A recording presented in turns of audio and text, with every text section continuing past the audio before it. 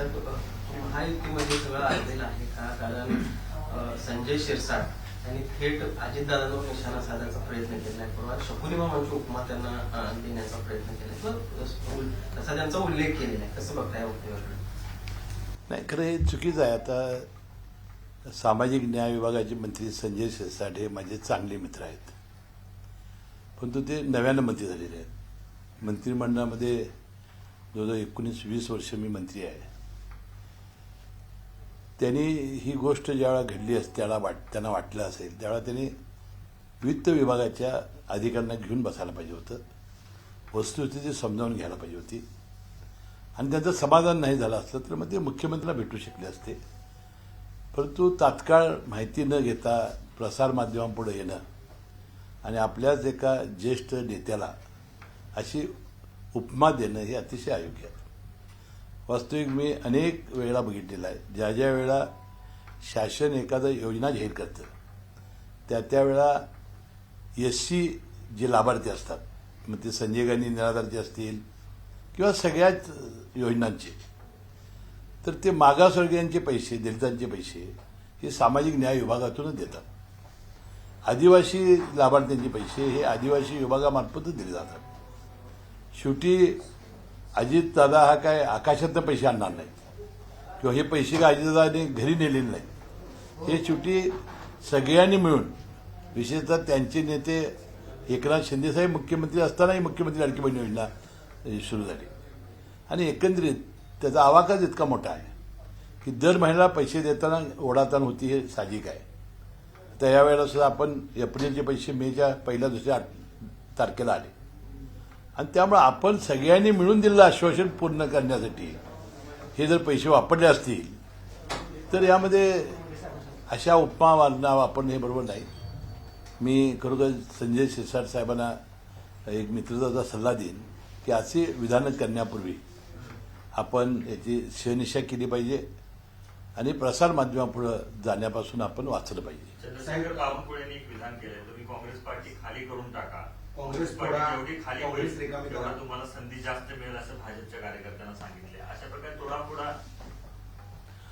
नाही. आता काय झालेलं आहे की 236 महायुतीच्या जागा निवडून आलेल्या आहेत राज्यात, आणि जे विरोधी आहेत ते फार कमी संख्येने राहिलेले आहेत, आणि त्यांना असं वाटतं की बाबा आपली विकासाची कामं होणार नाहीत, आपली सत्ता नसल्यामुळे आपण लोकांच्या ज्या अपेक्षा आहेत त्या मतदारांच्या पूर्ण करणार नाहीत.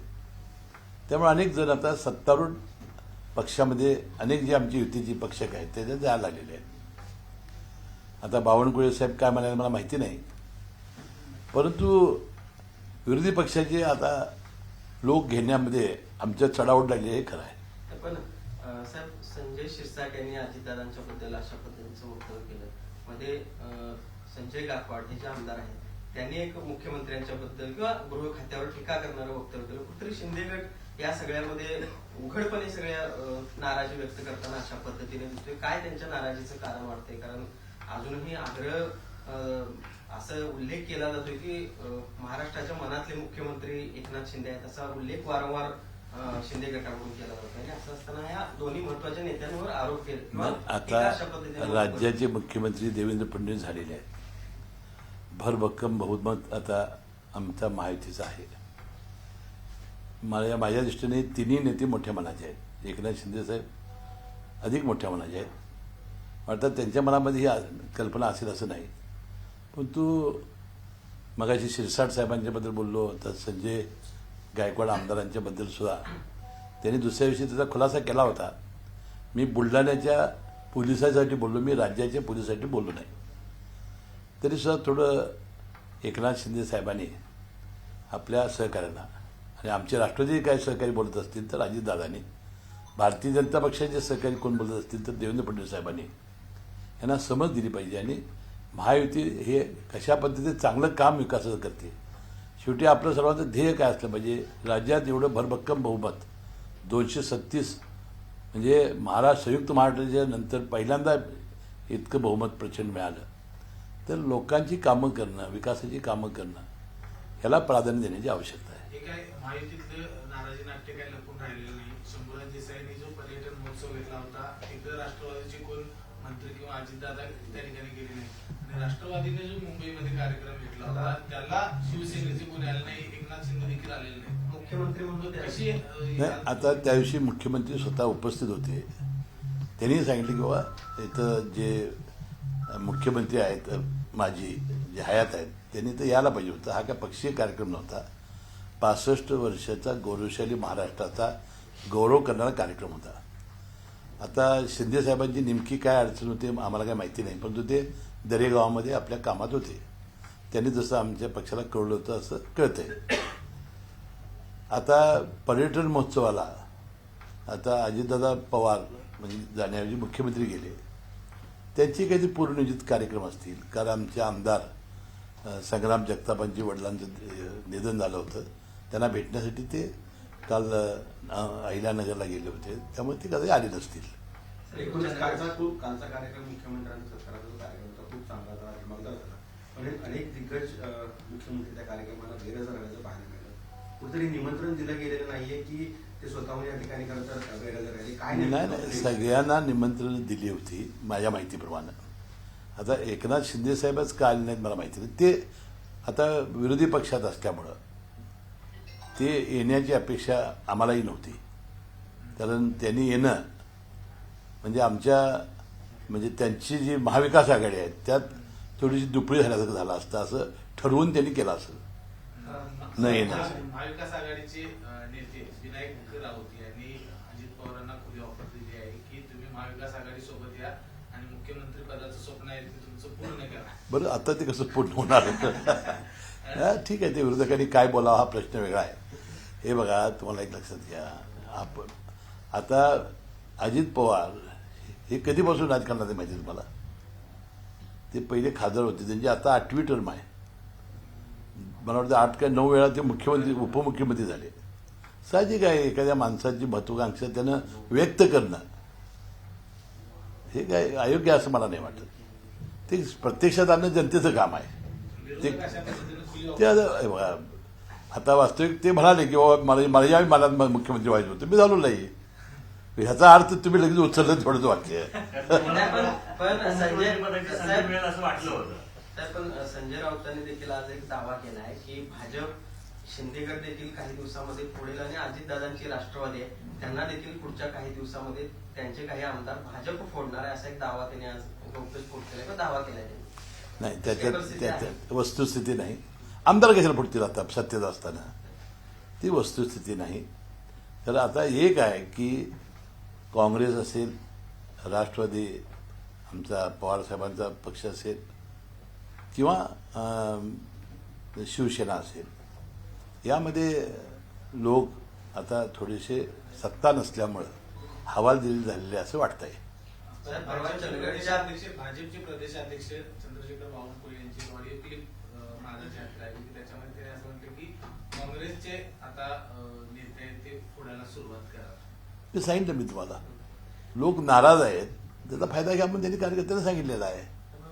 चंदगडच्या त्या कार्यक्रमामध्ये अजितदादांनी कर्जमाफीवरून ज्या पद्धतीनं ते वक्तव्य केलं, कुठे हात झटकण्याचा प्रयत्न केला असं म्हणायचं नाही, हे बघा, त्यानंतरच्या ज्या उमटल्या यापूर्वी सुद्धा त्यांनी हे वक्तव्य केलं होतं. त्याबद्दल मुख्यमंत्री असं म्हणाले की अजितदादांनी कर्जमाफी करणारच नाही असं काय म्हटलेलं नाही. आज आम्ही करणार नाही. आता माझ्या मते योग्य वेळेला कर्जमाफी होणार, योग्य वेळेला 2100 रुपये आमच्या लाडक्या बहिणींना आम्ही देणार. पण यावरूनच विरोधक आता टीका करत आहेत. परवा सतीश पाटलांनी देखील म्हटलं की या सगळ्या कर्जमाफीच्या मुद्द्यावरून सरकार बरखास्त, तुम्हाला जर निवडणुकीची वाट तुम्ही बघत असाल कर्जमाफी करायचं तर सरकार बरखास्त करा, कर्जमाफी पण त्याआधी कर्जमाफी करा आणि परत निवडणूक. आता विरोधकांनी काय बोलायचं असतं? आता काय बोलण्यासारखं काय आहे त्यांच्याकडे? आता 5 वर्षे बोलण्याशिवाय त्यांच्याकडे दुसरा व्यवसाय राहिलेला नाही. आता या लाडक्या बहिणी असा झटका दिलेला आहे, त्याला स्वप्नासुद्धा लाडक्या बहिणी दिसायला लागलेल्या आहे. त्यामुळं त्यांनी काही काळजी करू नका. आम्ही आमचं 5 वर्षामध्ये जे आश्वासन दिले पूर्ण करायला आम्ही समर्थ आहोत. ह्याच लाडक्या बहिणी आता सावत्र झालेल्या आहेत का असं म्हणजे त्यामुळे ते किती त्यांच्याबद्दल चीड तयार झालेली आहे की बाबा एवढा मोठा बहुमत या सगळ्या लाडक्या बहिणींना दिल्यामुळं आता 1500 रुपये तर आहे, आम्ही देतोच, त्यात काय आम्ही बदल केलेला नाही. 2100 रुपये आम्ही देणार आहोत. आता योग्य वेळेला आम्ही देऊ. पालकमंत्री पदाचा तिढा सुटणार आहे की नाही अमित शहा येऊन गेले. आता ते आता मुख्यमंत्री महोदयांना विचारलं पाहिजे. हा प्रश्न मला विचारू काय उपयोग. साहेब, अलमट्टी धरणाची उंची वाढावी यासाठी खरं तर कर्नाटक राज्यामध्ये ते सरकार आहे. खूप मोठ्या प्रमाणावरती फौज आहे ती केंद्र सरकारकडे उभी करताना पाहायला मिळते. त्यामध्ये जलतज्ञ आहेत, वकिलांची फौज आहे. महाराष्ट्र सरकार नेमकं काय पावलं उचलतं, कारण सर्वाधिक धोका हा सांगलीने कोल्हापूर. नेमकं अजून त्यांनी कारवाई सुरू केलेली नाही. त्याला अजूनही स्थगित आहे सर्व याची आपल्या केंद्र सरकारची. ज्यावेळा ते जातील तशी आम्ही वकिलाची फौज घेऊन जाऊ. परंतु आलमट्टीची उंची वाढवू नये हा आमच्या सांगली, कोल्हापूर या सगळ्या जनतेची मागणी आहे. आणि त्याप्रमाणे आम्ही मुख्यमंत्र्यांना आम्ही समजावून सांगितलेलं आहे. त्यांना सगळी परिस्थिती कल्पना आहे. आपण राज्य सरकारकडून केंद्र सरकारला या संदर्भातला काही पत्रव्यवहार केलेला आपण केल्यामुळे तर स्थगिती मिळालेली आहे ना. ज्यावेळेला आलमट्टीची उंची वाढवण्याचा त्यांना आपल्या WRIने परवानगी दिली त्याच वेळेला आम्ही ही गोष्ट निदर्शनास आणल्यानंतर त्यावेळेला स्थगित दिलेली आहे. त्यामुळे स्थगिती अजून उठलेली नाही माझ्या माहितीप्रमाणे. शहराशी संबंधित एक प्रश्न. खरं तर पंचगंगा नदी वाहते, मात्र कोल्हापुरात वारंवार तांत्रिक कारणामुळे पाणी पुरवठा सगळा विस्कळीत होताना दिसतोय. थेट पाईपलाईनच्या सगळ्या योजनेमध्येच गोंधळ दिसतोय. नाही ठिकाणी पाईप लिकेज देखील झालेली आहे. वर्षानुवर्षे ते सापडत नाहीये. नाही हे खरं आहे की अनेक दिवस ज्या कोल्हापूर शहराच्या जनतेला पाणी मिळत नाही हे अनेक वेळा ऐकून सुद्धा बरं वाटत नाही. मी मंजुलक्ष्मी जे आयुक्त आहेत त्यांना फोनवरून सांगितलं. आता मी पालकमंत्री असल्यावर मी काही बैठक घेऊ शकलो नाही. परंतु मी त्यांना सांगितलं की बा ही परिस्थिती बरोबर नाही. तात्काळ ह्यामध्ये तो कॉन्ट्रॅक्टर, कन्सल्टंट यांना आणा, दुसरे कन्सल्टंट चांगले आणा. परंतु जनतेला 12 तास किंवा आपण 1 दिवस रोज पाणी हे मिळालंच पाहिजे अशा पद्धतीची योजना आपण केली होती. नेमकं कुठं चुकलेलं आहे हे शोधून काढून त्याच्यावर काही तुम्ही मार्ग काढला पाहिजे असं मी 2 वेळेला आपल्या आयुक्त मंजुलक्ष्मी यांना सांगितलेलं आहे. सीपीआर मध्ये खरं तर सीपीआर आपल्या हातात येतं. सीपीआर मध्ये कचऱ्याचे मोठ्या प्रमाणात ढीग पाहायला मिळतात. आणि आता महापालिका म्हणते की ते ढीग आहे ते आम्ही उचलणार नाही. नाही आता मी आज पेपरमध्ये वाचलं की ओला कचरा आणि सुका कचरा तो वेस्ट आहे, बायोमेडिकल, ते केलं पाहिजे. मी आज डीनला त्यासाठी बोलावलं आहे. मी त्यांना सूचना देणार आहे किंवा काय महानगरपालिकेचं म्हणणं आहे आणि आपलं काय आहे. तर आपल्याला लागलं तर काही नाही आपण हे वेगवेगळं करून त्यांना दिलं पाहिजे. थँक्यू. ABP माझा, उघडा डोळे बघा नीट.